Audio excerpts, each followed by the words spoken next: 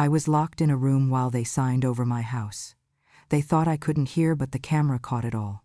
The air in the house was too still, the kind that settles before something breaks. Brittany stood at the foot of the staircase, her smile stretched thin enough to cut glass. "Mom," she said sweetly, "I think it's time we made peace. I got you something special, it's up in the attic." Her voice was all sugar and threat. I looked at her for a moment, wondering which part of that sentence was the lie. I should have known. But after 78 years, you start hoping people mean their words, even when they don't. I took the first step up, one hand on the railing, the other brushing against the old wallpaper I'd picked out 40 years ago. The scent of cedar and dust filled the narrow space. I hadn't been up there since Henry died. It was where we stored the past this tools, my wedding dress, the little wooden box that still smelled faintly of lavender. "You'll find it on the trunk near the window," Brittany called up. "You can't miss it." Her heels clicked against the floor below, sharp and impatient. I reached the top, squinting at the weak light coming through the small attic window. There it was, a box, wrapped in silver paper, sitting on Henry's old trunk. For a brief second, I felt a pang of something that almost resembled hope. Maybe, I thought, just maybe, this was her attempt at reconciliation. I walked over and bent down, my knees creaking in protest, my fingers brushing the edge of the paper. The moment I lifted the lid, the sound came, clomp. The door slammed behind me, hard enough to shake dust from the rafters. I froze, my hand still resting on the box, which was empty. Silence, then a laugh light, cruel, echoing through the ceiling. "Toi dai come da que tu croi," Brittany sneered in Vietnamese for effect before switching back, her voice rising with a sick kind of joy. "Your era's over, Veronica. Now rot in that dusty attic and watch us own your house, LOL." The sound of her laughter stabbed through the floorboards, followed by Aaron's muffled protest. "Brittany, maybe we shouldn't." "She's useless," Brittany snapped. "Sign it now." I didn't move. I simply stared at the locked door, at the old brass handle Henry had installed himself.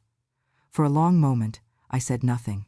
Then I reached for the framed photograph of Henry on the trunk, the one where his smile still carried the quiet patience of a man who fixed everything with his hands. "Henry," I whispered, "they've finally started. If you feel justice deserves celebration, smash that hype button. Let us keep stories like this alive, echoing far, far away. Your support helps us bring understanding and love to those who deserve it. Thank you so much. Keep listening." I sat down slowly on the floorboards, the dust swirling in the thin ray of afternoon sun cutting through the window. I ran my fingers along the edges of the frame. "They think I'm frightened," I said softly. "They never did understand me." I could hear Brittany pacing below, the sharp tap of her shoes matching the thud of my heartbeat. Somewhere, Aaron's voice tried to soften her fury. "We'll just say she signed it," he whispered. "No one will question." "Oh, please." She laughed. "That woman barely remembers her own birthday. Who's going to believe her over us?" I smiled just slightly. I had heard that tone before, years ago, when she first joined this family and started rearranging everything. The photo albums went into boxes, the curtains replaced with modern ones, the house slowly scrubbed of me. I used to tell Henry that kindness was a kind of blindness. He would just shake his head and say, "Better to be blind with love than see through hate." He was wrong. Sometimes you needed both eyes open. The air grew warmer. I stood up, brushing the dust from my skirt, and walked toward the small window overlooking the garden. Below, Brittany stood by the patio doors, her hand resting possessively on Aaron's shoulder as they talked to a man in a suit. A notary, maybe. I could make out fragments of their words. "Once this is signed, the deed transfers cleanly. She'll never know. Everything will be in our name." I laughed then, a low, tired sound that surprised even me. It wasn't the laugh of a broken woman. It was the laugh of someone who had already seen the ending before the story began. I traced a finger across the wooden beam where Henry once carved our initials. He had proposed to me in this very attic, kneeling awkwardly on the old rug, too nervous to look me in the eye. I still remembered how he'd lifted one of the floorboards to hide the ring until the moment felt right. He'd said, "Some promises are meant to be kept secret until they save you." I pressed my palm against that same spot now, feeling the slight looseness in the wood. I didn't lift it yet. Not yet. Let them think they'd won. Let them have their moment. I'd always been patient. Brittany's laughter rose again from below. Make sure to sign with the loop high adjust like her birth certificate. It'll look authentic. Authentic. What a pretty word for theft. The house creaked as if remembering something. I looked up at the ceiling beams, dust falling like ash. They say old houses keep secrets, I murmured. Well, so do old women. I sank into Henry's old rocking chair by the window. The cushion still smelled faintly of tobacco and thyme. I folded my hands in my lap and waited. Not for Rescueno one was coming, but for the sound I knew would follow soon. The pen scratching across paper downstairs, the sound of betrayal dressed up as business. When it came, it was almost gentle, like rain tapping on a tin roof, the noise of a signature being forged. I closed my eyes. Go ahead, I whispered. Write my name. You've already erased everything else. The light shifted, painting the attic in gold. Outside, the magnolia tree bloomed early that year. I took a deep breath, my chest rising steady, calm. The door below clicked once more. Somewhere, Brittany laughed again high and bright, like glass breaking. I didn't laugh back. I just watched the red light of the camera blink in the corner, steady and alive, the only witness I needed. It started with a birth certificate. Aaron's, to be exact, issued in 1983, with my name printed neatly under Mother. Brittany found it in one of my old memory boxes while pretending to organize family documents. I remember the day she asked to take it for safekeeping. At the time, I thought nothing of it. It was just paper. But a year later, that paper became her blueprint for theft. She began her lessons in secret, late at night, at the kitchen island I had once polished myself every Sunday morning. The house was quiet, the kids asleep, Aaron snoring softly in the next room. Only the hum of the refrigerator kept her company. A lamp cast a cone of light over a pile of tracing paper, the original birth certificate pressed beneath a glass pane. Her manicured nails tapped the edge of a pen before she began. Curved V, soft loop, neat tail, she whispered like a prayer. Perfect. She practiced every night. Dozens of sheets, hundreds of loops, the sound of ink scratching rhythmically across paper. Each attempt got closer, smoother, more convincing. Sometimes she'd mutter my name just to hear it out loud, testing the rhythm of the letters. Veronica Holloway, she murmured. Old-fashioned, slow, weak. One night, Aaron caught her. I can imagine the confusion in his voice, the same voice that once told me, "Don't worry, Mom, Brittany just wants to help." He leaned on the doorway, rubbing his eyes. "You're obsessed, Britt. It's creepy." She didn't even look up. "I'm preparing for our future," she said simply, tracing another perfect V. Aaron frowned. "Future? What are you talking about?" Brittany smirked. "You don't get rich waiting for old people to do you help them along." She said it lightly, almost playfully, but it wasn't a joke. She blew gently on the wet ink and smiled at her reflection in the glossy surface. Aaron shifted uncomfortably, the remnants of decency flickering in his eyes. "That's not funny." "Oh, relax," she said, rolling her eyes. "It's just preparation. You know how your mom gets so emotional about her will. We'll just have it ready, in case she suddenly changes her mind. It's practical." "Forgery isn't practical, Brittany." She laughed then, low and sharp. "It's only forgery if someone notices." He didn't answer. He just walked away, muttering something I'm sure even he didn't believe. And that was the problem with Aaron. He mistook silence for goodness. He always had. Brittany kept at it, growing bolder. She bought calligraphy pens to match the weight of my writing. She studied the tremor of elderly hands, mimicking it by holding her wrist loosely. When her lines wobbled just right, she smiled, satisfied. She even practiced signing with a slight rightward slant, just as mine did after arthritis began to set in. Every detail mattered. Weeks turned into months. She created a folder on her laptop named House Docs, filled with scanned signatures, photocopies of notarized papers, property files all labeled and organized.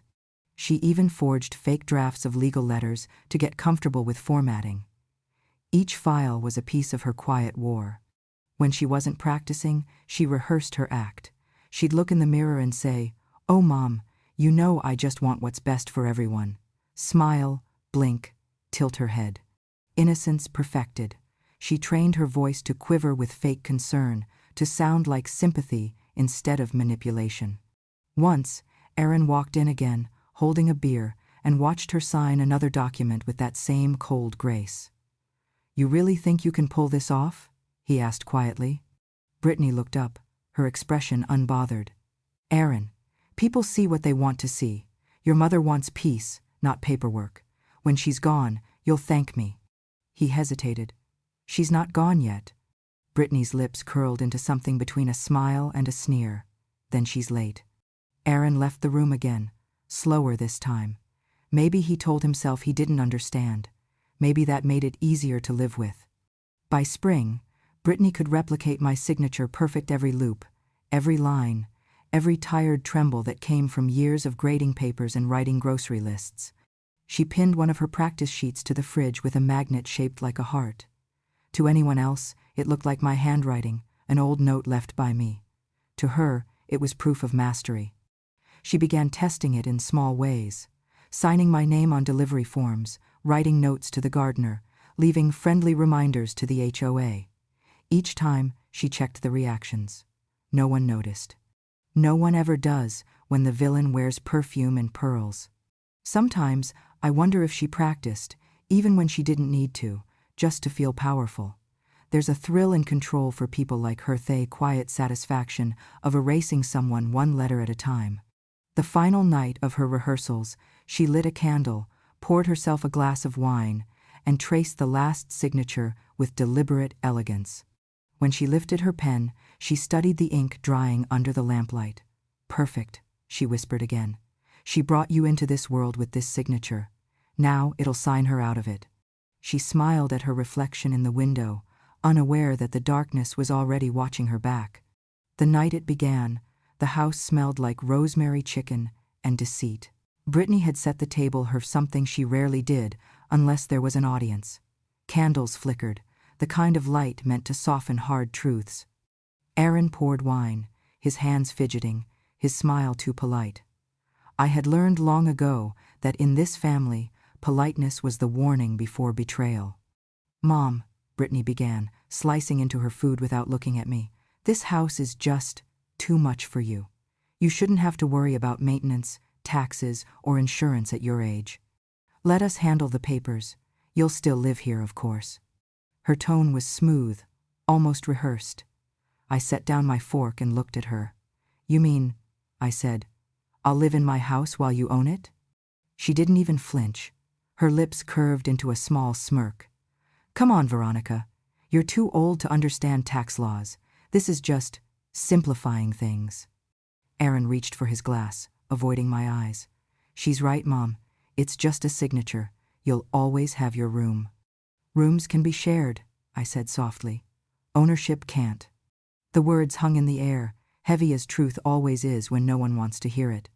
Brittany gave a light laugh and pushed her plate away. "God, you make everything sound dramatic. It's paperwork, not a funeral." I smiled faintly. Sometimes they're the same thing. Aaron looked at me then, eyes full of discomfort instead of guilt. "We're trying to help you, Mom. You're making it sound like we're stealing from you." "Are you?" I asked quietly. He froze. Brittany stepped in before he could answer. "You know, this is exactly why people end up in retirement homes," she said, her tone syrupy sweet. "They get suspicious, paranoid, stubborn. We're trying to make things easier for everyone." "For everyone?" I repeated. "Except me." Brittany rolled her eyes and reached for her wine. "You're impossible." I wanted to stand, to leave, but I didn't. I just watched them both, my son and his wife, two people who once claimed to love me, sitting at my table, plotting to erase me from my own deed. The chicken on my plate had gone cold. When dinner ended, Brittany stacked the plates quickly, as though she couldn't wait to clear away the evidence of what had just been said. "We'll bring the documents by next week," she said over her shoulder. "Just sign where the tabs are. Aaron will explain." "Of course he will," I murmured. Aaron touched my shoulder lightly, a gesture that might have once been tender. "Don't worry, Mom," he said softly. "It's not a big deal." I looked at his hand, then at him. It's always a big deal when family stops calling it one. That night, I couldn't sleep. I sat in the quiet dark of my room, the clock ticking like a heartbeat. The air felt too still, too heavy, as though the house itself was holding its breath. I reached for the framed photo of Henry on my nightstand. His smile was as gentle as ever, frozen in the memory of better days. "They're circling the house like vultures, Henry," I whispered. "But vultures forget who built the nest." The moonlight stretched across the floor, pale and sharp, spilling over the stack of unpaid bills on the dresser. I ran my fingers over them absently. For years I had paid, repaired, maintained, and loved this place. Every nail and floorboard held a piece of my life. Now, it was being reduced to a transaction. A week later, Brittany showed up again, dressed in a white blouse and carrying a folder embossed with gold letters. "Holloway Realty Group." "Here it is," she said cheerfully. "Just needs your signature. It's just a transfer of liability, purely legal jargon. You'll be free of all responsibility." "Free?" I asked. "That's an interesting word for homelessness." Aaron's voice cracked slightly. "Mom, please, don't make this harder than it needs to be." I studied the papers. I could see the faint lines of my name typed neatly, the space for my signature already flagged with a yellow tab. My fingers brushed the paper. It was smooth, heavy, expensive, like all good lies. "Why do you need it so urgently?" I asked. Brittany smiled. "We're refinancing. Better interest rate. Totally routine." "Routine," I echoed, nodding. "And when the house is in your name?" Her smile widened. "Then it's official." Aaron shifted beside her, guilt flickering like a dying light bulb. "We'll take care of you," he said quietly. I met his eyes. "You already stopped doing that a long time ago." They left not long after, the folder tucked safely back under Brittany's arm. As their car pulled away, I watched from the window, my reflection faint against the glass.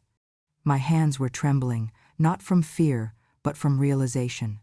They weren't asking, they were planning. I stayed up late again that night, sitting at the kitchen table with a cup of tea gone cold. The moonlight spilled across the linoleum, and the refrigerator hummed softly behind me. On the counter lay a stack of old receipts, the original mortgage, Henry's will-all, the things that tied me to this house. I ran my hand over the papers, tracing his signature, the one that had built our life. "I see what you built for me," I whispered, "and I see what they're trying to take." By the time dawn broke, my decision had already been made. I folded the documents, tucked them neatly into a drawer, and locked it. I looked around the kitchen one more time. Every tile, every creak in the floor, every quiet breath of the house we'd built together. "They think I'll just sign," I said softly to the empty air. "But they've forgotten who taught them to read." The attic was dark, except for a thin blade of sunlight cutting through the cracks of the window.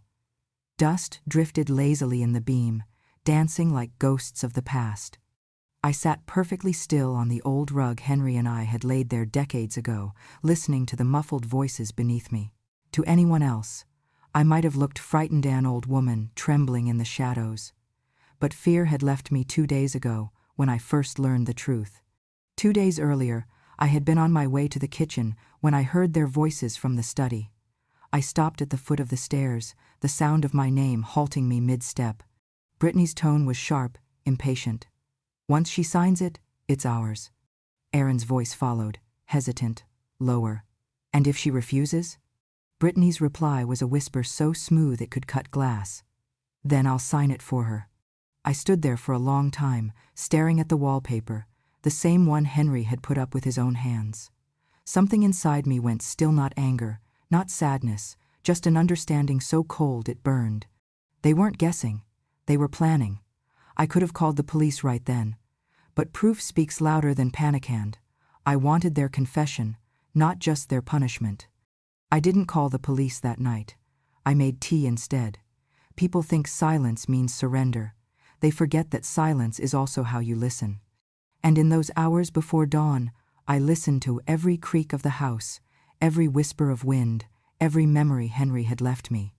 Then I remembered something: the attic floorboard near the window, the one he had lifted on the night he proposed. "He lifted that board," I murmured, "and gave me forever." That was where he had hidden the ring all those years ago. And that was where I decided to hide my salvation. The next morning, while Brittany was out shopping and Aaron was glued to his computer, I went up to the attic quietly. My joints ached with every step, but purpose steadied me.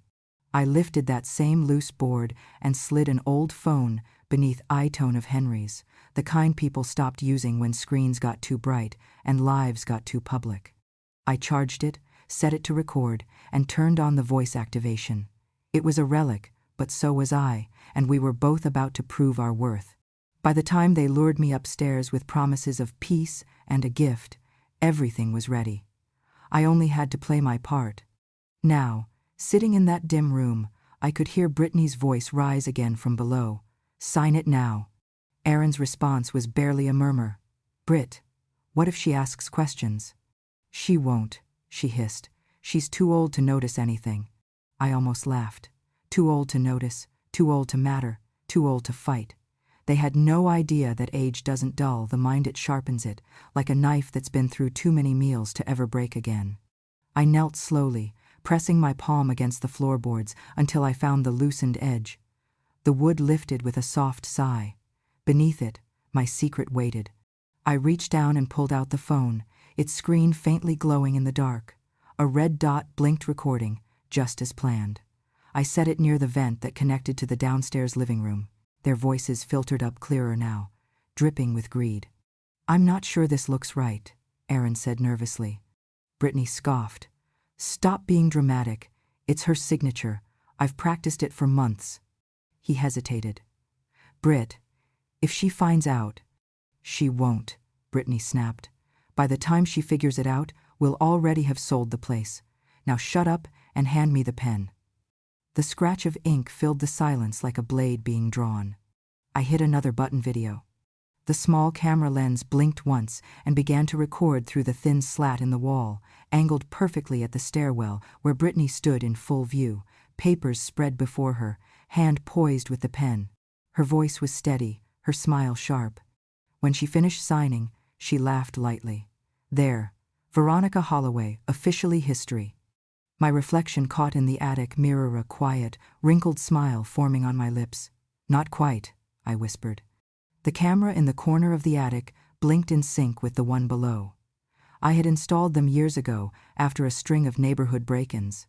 Aaron had teased me for it. "No one's going to rob you, Mom," he'd said. "You're paranoid. Funny how paranoia becomes proof when you're patient enough." Those cameras uploaded to a cloud storage account Henry had set up automatic, silent, incorruptible. I stood and faced the little red light, now glowing faintly in the corner. "Smile, darling," I said softly, just loud enough for the mic to catch. "The law loves confessions." For the next hour, I waited. I listened to every word, every cruel laugh, every detail of their betrayal. When Brittany finally declared, "Let's unlock her tomorrow and pretend nothing happened," I turned off the recording. By the time they opened the attic door the next morning, I was sitting calmly by the window, holding Henry's photo in my lap. "You scared me," I said quietly, my voice trembling just enough to sound convincing. Brittany smiled, all fake pity and satisfaction. "Oh, Mom, it was just a misunderstanding." I nodded, meeting her eyes. "Of course it was." When she left, I waited until the car engine faded down the street. Then I took the phone, plugged it into my laptop, and transferred every file. Audio, video, timestamps. Then, with steady hands, I composed an email to All.To, old family lawyer and Henry's friend long before he ever became mine. Subject: urgent fraud and forgery evidence. Attachments: 2 audio files, 1 video clip. Message: Barrett, I think my family just signed their own eviction notice. I hit send. As the files uploaded, I looked around the attic one last time. The dust, the memories, the quiet, all witnesses to something they never expected. An old woman who refused to fade quietly. Downstairs, the phone began to ring. Aaron's voice echoed faintly. "Barrett? Wait. What do you mean by criminal liability?" I smiled, resting my hand on the spot where where the floorboard hid my secret. He lifted this board and gave me forever, I whispered to Henry's picture. And today, you saved me again. The music stopped when I walked in. I could feel it, the shift in the air, that subtle panic when guilt meets surprise. The chandelier lights shimmered over a room full of well-dressed guests, clutching champagne glasses, laughter dying mid-breath. Brittany froze first, her smile collapsing like frosting left too long in the heat. "Oh," she said, voice sugar-slick but trembling at the edges. "You made it. I didn't think you'd come." "I wasn't invited," I said, stepping closer. "But I never miss a family celebration." Aaron's face went pale. "Mom, this really isn't a good time." I looked around at the crowd. The banner above the fireplace read, "Sold New Beginnings," in bold gold letters. My house, my name still etched on the deed, at least for a few more hours. "New beginnings," I repeated softly. "How appropriate." Brittany gestured awkwardly to the server. "Someone get her a chair. She looks tired."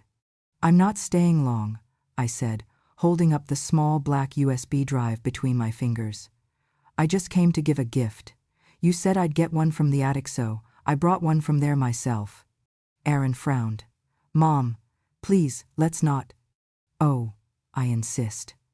I walked to the television mounted above the fireplace and slipped the USB into the port. The screen flickered. A grainy video appeared dangled from above, catching the living room, the papers on the table, and Brittany's perfectly manicured hand holding a pen. Her voice filled the room. "Loop the V higher," like her birth certificate.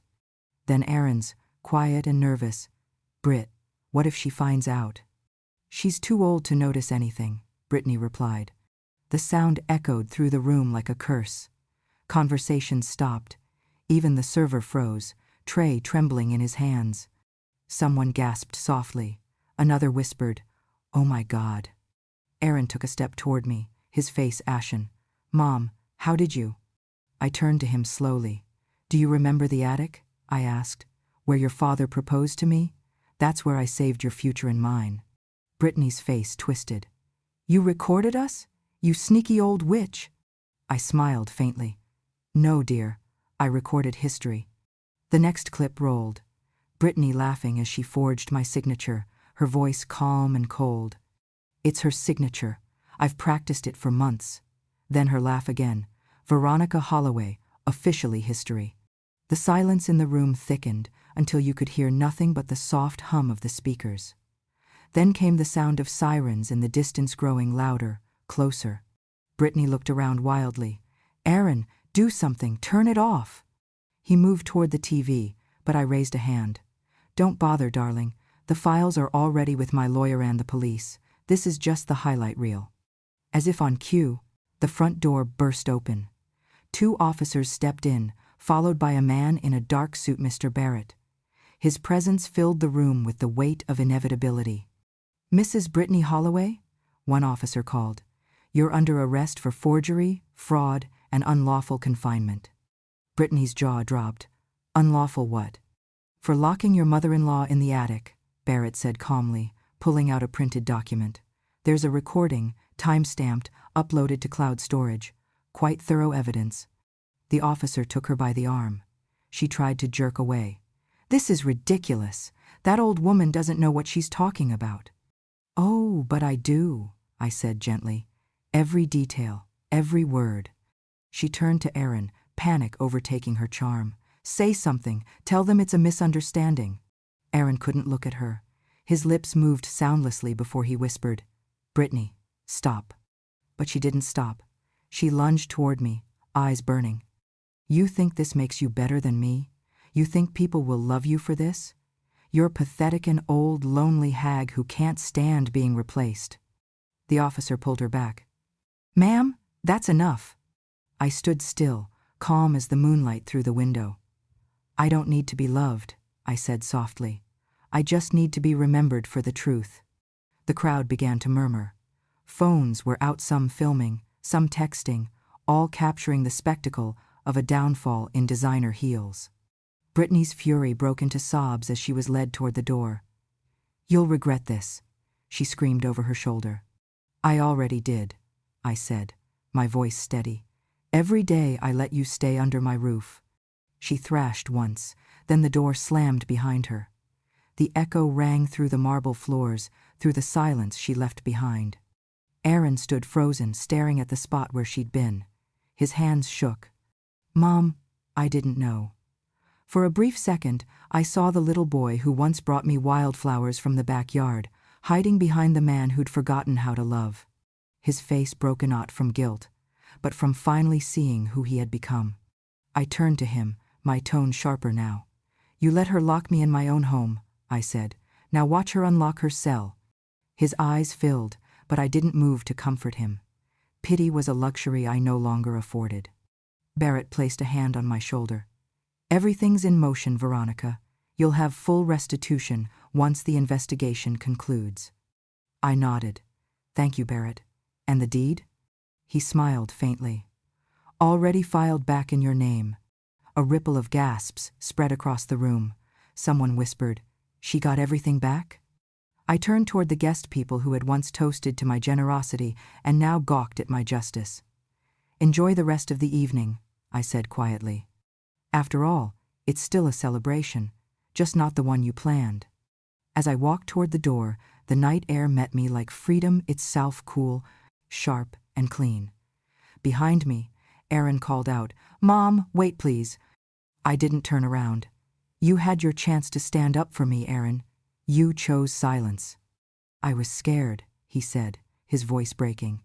"So was I said. "The difference is, I didn't let fear make me cruel." I stepped outside, closing the door gently behind me. The police car's lights painted the driveway red and blue. For a moment I thought of Henry again, his hand lifting that wooden board, his voice whispering, "Forever starts here." I smiled to myself. "It still does," I whispered, and walked into the night as the sirens faded behind me. The next morning, the world knew my name. Not the way I'd ever wanted, but in a way I'd earned. Every television channel, every social feed, every morning show, there I was, in my worn cardigan, silver hair brushed neatly back, sitting in my lawyer's office as the footage rolled again and again. The headline read in bold, "Elderly widow outsmarts forger's camera footage, leads to arrests." They played the video from the attic, my calm voice drifting through the broadcast. "Smile, darling, the law loves confessions." The anchor smiled faintly, almost in admiration. "That line's going viral," she said.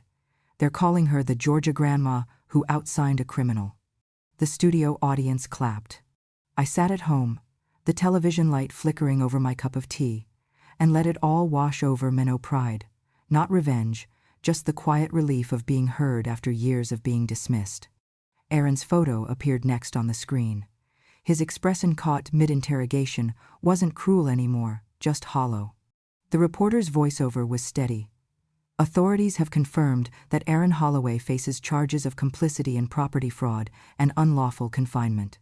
The evidence, including forged documents matching his wife's handwriting, has been verified by forensic experts." I closed my eyes briefly. The tea had gone cold. Justice, it turns out, doesn't taste sweet, it tastes like peace, faintly bitter, but honest. Barrett called that afternoon. "You're officially trending," he said, half amused. "Number Grandma Justice has over 1 million mentions." I chuckled softly. Imagine that. All it took was a little fraud and a camera. "They're even making shirts," he added. "Your quotes on them." "Which one?" He hesitated, smiling through the phone. "They locked me in a room but forgot I built it first."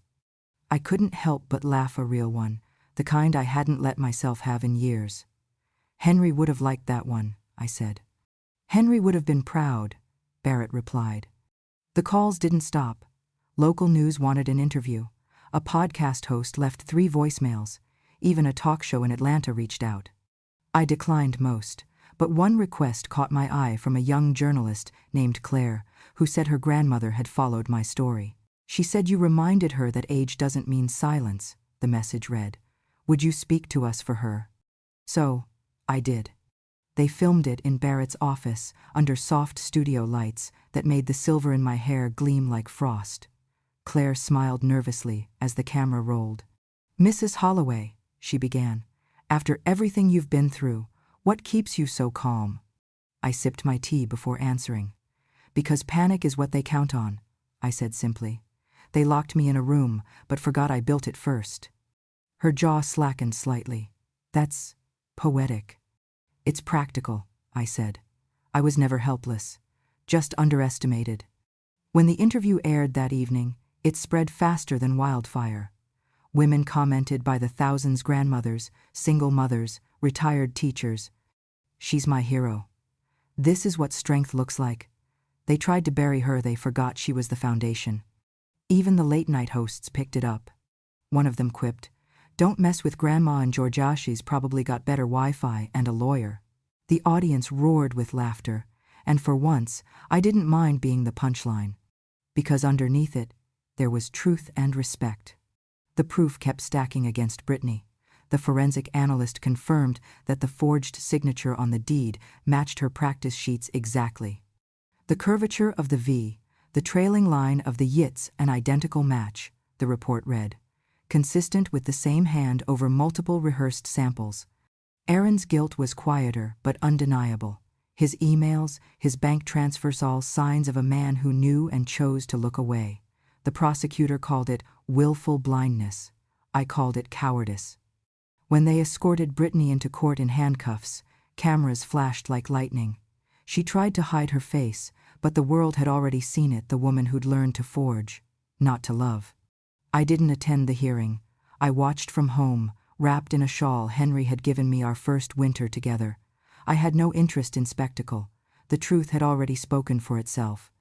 The mail that week was overwhelming. Dozens of letters arrived, some typed, some handwritten, all carrying the same message: thank you for showing us it's never too late to stand up. I kept one of them, a short note from a woman in Kansas who wrote, "My daughter says when she grows up, she wants to be like you, unshakable." I smiled, folded it carefully, and slipped it between the pages of Henry's old Bible. The reporters called again, wanting a follow-up story. I agreed, just once more. The segment aired on Sunday evenings, low piano music, gentle light, me sitting on my porch as the Georgia sun bled orange over the horizon. The reporter asked softly, "Mrs. Holloway, what do you hope people take from your story?" I looked past the camera, toward the road winding away from my house, the one I'd nearly lost. "That age doesn't erase worth," I said. "And that respect, once gone, can be collected with interest." The camera lingered on my smile, on the teacup in my hand, on the house behind me that I had reclaimed, not through anger, but through proof. By the time the credits rolled, the internet had already crowned me again. The Georgia grandma who outsigned a criminal. But the title I liked best came from a quiet corner of the web, a comment beneath the video, written by someone who clearly understood. "She didn't fight for revenge," it said. "She fought for receipts." That night, I closed the curtains, turned off the TV, and stood for a long time by the window. The world outside glowed with porch lights and justice, and for the first time in years, I slept without locking the door. The courthouse smelled like old paper, and cold air. Justice never had much warmth to it, but that morning it felt alive. The marble floors gleamed, the echoes of footsteps weaving between whispers and camera clicks. They were all there for the verdict, for her verdict. Brittany sat at the defense table in a tailored gray suit that tried and failed to look respectable. Her perfect hair couldn't hide the twitch in her jaw or the tremor in her manicured hands. Aaron sat beside her, paler than I'd ever seen him, eyes fixed on the floor. I sat behind my lawyer, calm, steady, the way only someone who's already been through worse can be. When the judge entered, the room fell silent. A woman in her 60s with a voice like sharpened, steel-measured, deliberate. "This court," she began, "has reviewed the evidence in full. Audio recordings, video documentation, and handwriting analysis." She looked down at Brittany with a level gaze. It's rare to see premeditation this meticulous and this cruel. Brittany straightened, trying to salvage an ounce of dignity. Her attorney whispered something, but she didn't respond. She was staring at the screen where the evidence replayed one last time, her own voice, rehearsing my signature like a prayer to greed. Curved V, soft loop, neat tail. Perfect. The judge's words cut through the air.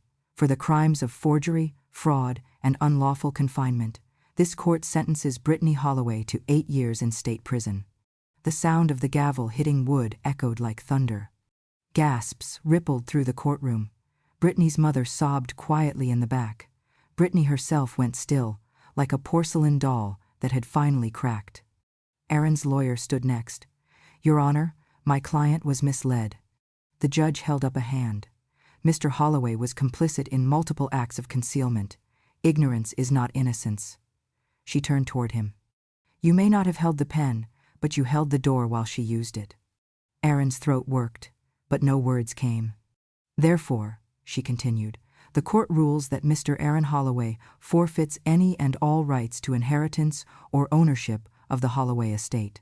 Additionally, he is to pay full restitution for his mother's legal expenses." The gavel struck again. Final. Irrevocable. I didn't smile. Not yet. I simply breathed, deeply, quietly. It wasn't triumph that filled my lungs, it was oxygen. Freedom has its own scent, and it smells a lot like old wood and clean air. When the proceedings ended, the bailiff called for order.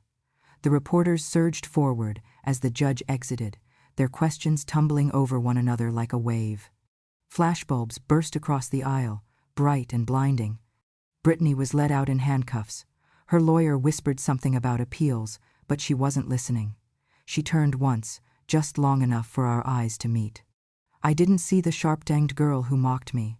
I saw fear, a hollow kind that eats through arrogance until nothing's left. Aaron tried to follow me out, but Barrett stepped between us. "Give her space," he said firmly. I walked through the hallway as the cameras followed. Every click of my shoes echoed louder than their questions. "Mrs. Holloway," one called, "do you have any statement for the press?"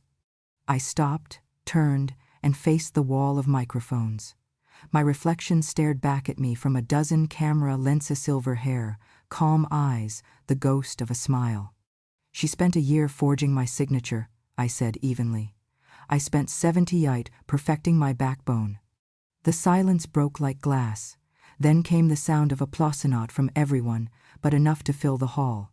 A bailiff, a clerk, even one of the jurors saw clapping quietly, respectfully. I nodded once and walked toward the exit. Outside, the air was bright and biting.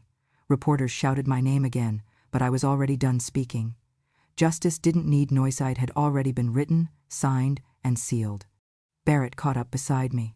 "It's over, Veronica," he said, handing me a copy of the final judgment. "The house is legally and fully yours again. The deed's been transferred this morning." I ran my fingers along the embossed paper, the ink still fresh, smelling faintly of permanence. "You know," I said softly, "I always liked the smell of ink. It reminds me of Henry. He signed our first mortgage with a pen just like this." Barrett smiled. "You've got your house, your name, your peace." I nodded, eyes on the courthouse steps. "I didn't just get them back," I said. "I reclaimed what they thought age had erased." At the bottom of the steps, a young reporter tried once more. "Mrs. Holloway, what will you do now?" I looked at her kindly. "Live," I said simply. "And make sure no one else signs away their dignity." The courthouse flag rippled in the wind as Barrett opened the car door. 8 years, restitution, my name restored, but none of it compared to the quiet relief of surviving my own blood. As the car pulled away, I watched justice fade behind me, smelling faintly of ink, truth, and peace. A year later, the house finally sounded like mine, again quiet, honest, and filled only with the hum of morning light sliding through the curtains. No shouts, no slammed doors, no footsteps that didn't belong. Just peace, brewed fresh with every cup of tea. Life had grown simple again, though not small. Every Tuesday and Thursday, I walked to the local community center, low red brick building, with creaky floors and a smell of old books, and taught a class titled Protecting Your Paper, Elder Rights 101. The first day, only 4 women showed up. By the end of the second month, the classroom was full, 22 faces, gray-haired and bright-eyed, notebooks open, pens ready like soldiers before battle. Some had been cheated by family, others by strangers, but all of them came for the same reason: to stop letting fear sign their names for them. I began every session the same way. I'd hold up an old pen, Henry's pen, the one he used to sign our first deed together, and say, "This is the most dangerous weapon you'll ever hold. Don't let anyone else use it." They'd laugh at first, but it always sank in. One morning, during the Q&A, a woman named Alma raised her hand. "Mrs. Holloway," she said softly, "why do you teach this? After everything you've been through, don't you ever just want to forget?"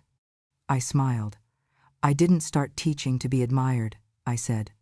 "I did it because that quote ended up on a flyer, and soon seniors from nearby towns arrived with questions about wills and signatures they didn't remember writing. Some cried, others left standing taller. The center's director framed my photo with the caption, 'Justice doesn't expire.' At home, beside Henry's picture, I kept the old phone labeled, 'For the love that saved me twice.'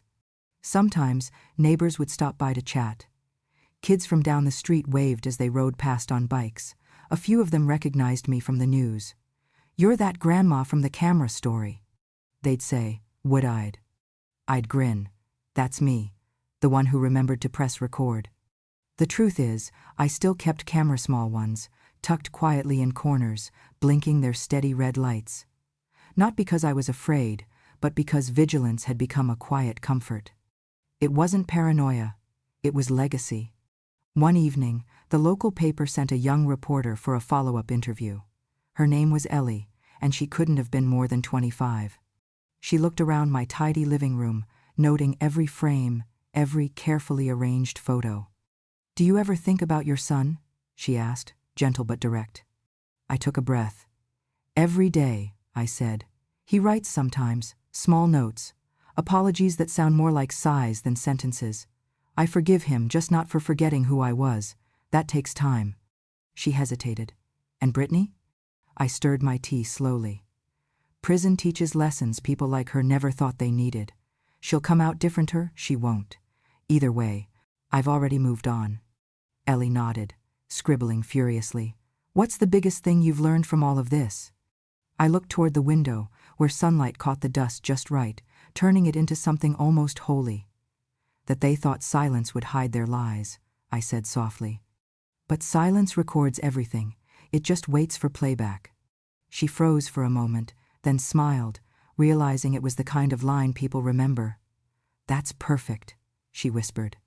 After she left, I sat on the porch, the air thick with honeysuckle and crickets' song. The camera's red light blinked softly, once survival, now remembrance. I thought of Henry lifting that loose board, saying, "Forever starts here." He was right. Forever returned the night I lifted it again, not for love, but proof. Proof and love now sat side by side beneath Georgia twilight. Peace rarely comes through forgiveness. Sometimes it arrives through evidence. As the camera blinked steady above me, I smiled. Justice doesn't sleep, it simply keeps recording. A year later, people still wrote to Meloders, emails, messages. Some said I was brave, others said I was lucky. But I knew better. I was just prepared.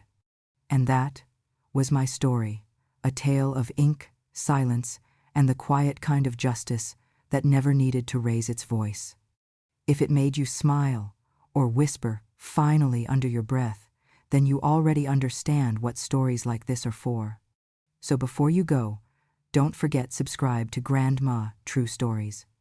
Because out here, every week, we share the voices of women who've lived long enough to know that kindness has limits, but dignity never does. If you believe justice deserves to be heard, hit that hype button, share this story, and help keep the light on for every grandma who refuses to be silenced. Thank you for listening, and remember, sometimes the camera catches lies, but it also records strength.